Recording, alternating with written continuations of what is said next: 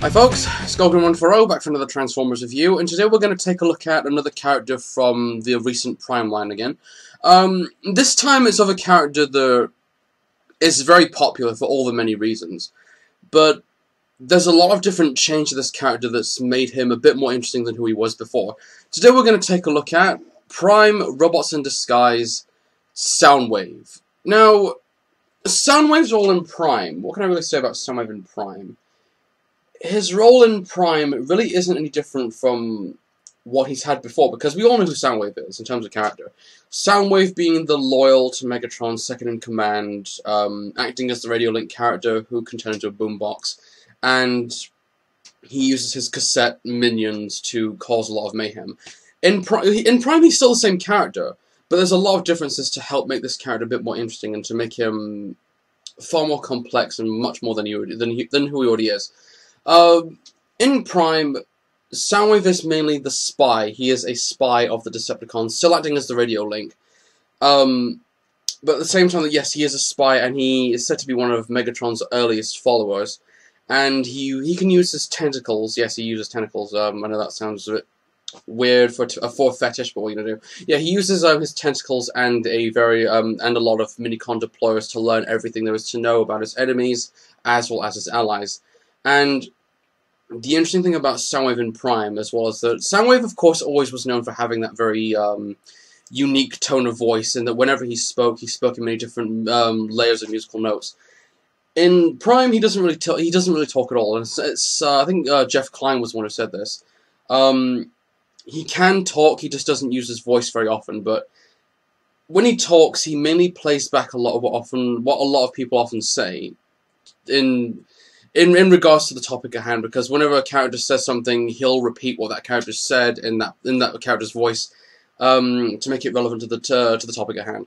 And that's interesting as well, because as much as Soundwave has always been known for talking in that voice, it makes the character far more interesting to not have him speak and to talk in other people's voices as well. And that's what makes the character interesting is that he is also very quiet. Even though he can talk using other people's voices, he's also very quiet. In regards to anything he's done in the series at this point, there's not a whole lot I can say, because Soundwave is one of those characters that is becoming not known for having a lot of development at this point. The character hasn't really reached a critical point of development. But he has had some significant roles in the series at this point so far. In the first episode in Darkness Rising Part 5, where Starscream sent Soundwave to a radio telescope array in Texas, and Soundwave hacked into the computer network at the site to line the dishes up, and somehow Jack and Miko and Raphael managed to get in and stop Soundwave from doing what he was doing. But after Soundwave using one of his tentacles to try and attack the kids, Soundwave managed to get away, but then Miko managed to take a picture of him using her phone. So really, that's not really much I can say regarding the character. I know that at the moment the character is serving to be quite a good character, but at the moment he's not doing a lot, and that's the thing, is that Soundwave doesn't really fight that much. And you know how when Ratchet in Prime is a character that just mainly stands in the base and helps the Autobots out where he can, Soundwave is like that, in that he mainly stays in the Decepticon ship and will mainly just follow a lot of what's going on. And of course he can use his drone Laserbeak to navigate the area and to just spy on a lot of the characters in the show. At the moment we haven't really seen any other minions outside of Laserbeak. Hopefully sometime in the near future we'll see characters like Ravage and Rumble and Frenzy pop up, but I don't think that's going to happen, because one drone is enough, I would say. So really, that's all I can say about Soundwave in terms of his bio and in terms of what he's done at this point. Until the character gets some development, until he actually speaks, there might be some time where we can actually see a bit more from this character. Because right now he's shaping up to be something a bit more interesting than who he was before. And that's something good to see as well. But at the moment, there's not really much I can say. So, sorry about that. But anyway, now that I've yammered on a little bit about his bio, as short as it is, we're going to take a look at the toy and see the many good things about it and the many bad things about it. So without any further ado, let's go take a look. So here is Soundwave in his alt mode, and as you can clearly see, his alt mode isn't in fact anything to do with music. You would think after the past 25 years, Soundwave would keep his same form, which was a boombox or whatever, anything to do with music.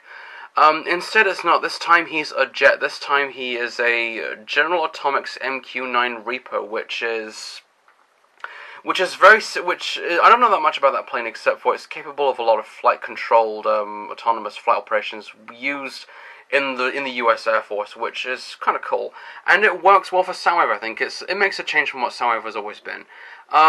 In terms of detailing, there's not really much detail you can see on this figure. The detail is minimalistic at best. You can see some detailing on the wings and on the side of the plane, but that's about it. The toy, the alt mode, of course, is mainly loaded with a lot of panel work. The panels on the wings, all over the jet, and especially on the side as well, all over the jet is very, very well placed. Not a single thing falls out of place, and the colors just look really, really good, very realistic and very well chosen. A lot of blue, a silverish color, a bluish silver color with a lot of black added to it. That works well, I think. My only real complaint with it, though, is that it doesn't hide the robot mode very well. You can see the robot mode is very visible at the bottom.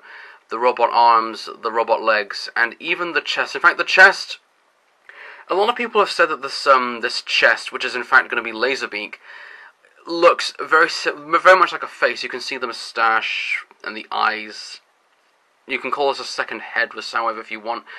It's kind of cool. Yeah, looking at this face long enough, it will give you nightmares. But, of course, let's take this guy off, because Laserbeak is important as well to this. Of course, still having the face look to him, but you can fold these wings out like that, and you have Laserbeak, or a drone meant to be Laserbeak, which, it's not a bird, it's not a cassette either, but it actually looks pretty cool. And other than having this guy in the chest, you can have this guy actually sitting on top of Soundwave, which is kind of cool. It sticks out a little bit, but it works, I think. So let's just get this guy back in. We'll get back to him later on. Now, transforming this guy really isn't all that hard. All you need to do is just lift up the wings, which will later become the robot arms. Then separate the legs and move these parts back like that. And push the wheel back in, and then pull out the feet, like so. And then, of course, pay attention right here, because up here there is a spring mechanism in which if you push this bit back, as far as it will go, the head will pop out. And then push that back in. I don't know if you can call that a gimmick, but it works, I think. Then, of course, pull out the arms, and then fold those out nicely. And here you have Soundwave in his Tim Burton-ish Nightmare Before Christmas spider form. Yeah, the robot mode. Okay, way back when I saw the designs of this character, I was a bit skeptic to see how they would do this, because when I saw him in the show and when I saw the designs, I didn't really see any way how they could make this into a toy. But then again, if you look back on the animated designs, a lot of the designs they were able to pull off in toy form flawlessly and get them very show accurate. This is very show accurate. This is a very show accurate toy, right down to the colors. It looks really good. Let's take a look at the face sculpt first of all. Now, the head itself is a very different look to Soundwave. Of course, there's no face, it's just a visor, and it has a sort of Gundam-ish look to it, which is kind of nice. And the one thing that kind of really sticks out from this figure as well is that all over this figure, in the alt mode, especially in the robot mode, there is no Decepticon symbol of any kind. So instead, if you squint hard enough, the robot head actually does look like a Decepticon symbol. Let's look at that long enough. There we go. So yeah, the head is in fact really good. It locks into this little place right here, which is kind of cool. The arms and the legs are very nice, and in terms of articulation, you can have the arms going all the way around the full 360, and there's a pivoting mechanism which can move in and out like that. And at the arms, it's on a ball joint, and of course on the arms there's a swivel joint, which of course can rotate that around, and there's an elbow joint which can move that like that. And the arms right here can move in as well, I guess. And the fingers, yeah, there's something very creepy about this alt mode, the robot mode, especially to the fingers as well. The fingers are very long and very intimidating, very Tim Burton-ish. It's not Soundwave, but it works.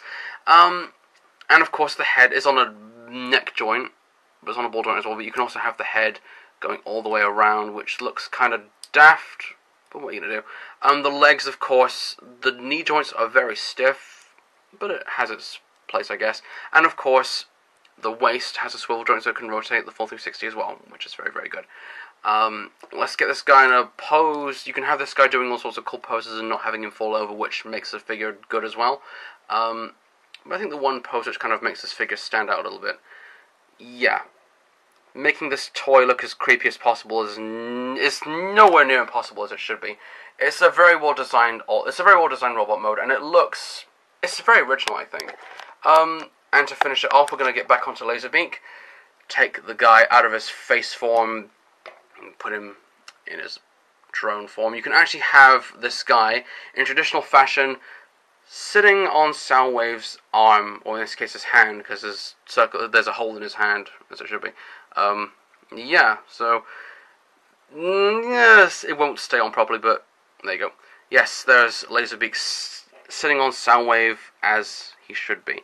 So, yeah, the all mode is a bit boring, but the robot mode is something quite remarkable. The detail on the robot mode is very well placed. The colors are very good.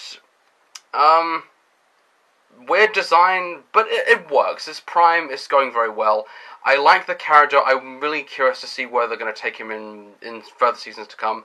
But the toy itself is actually very good. It's up there next to Wheeljack. It's a great, great toy. So there you go, that's pretty much it for me in terms of Transformers Prime figures. I'm probably not going to review any more until we see some more characters, but until then I'm just happy with the two that I've got. So overall, this figure is very, very good. It's very well designed, very creepy, and very, very cool. It has its problems, but I'm able to let that slide. So anyway, this has been Transformers Prime Robots in Disguise Soundwave, and I'm Skullgun140. Until then, folks, see you all next time.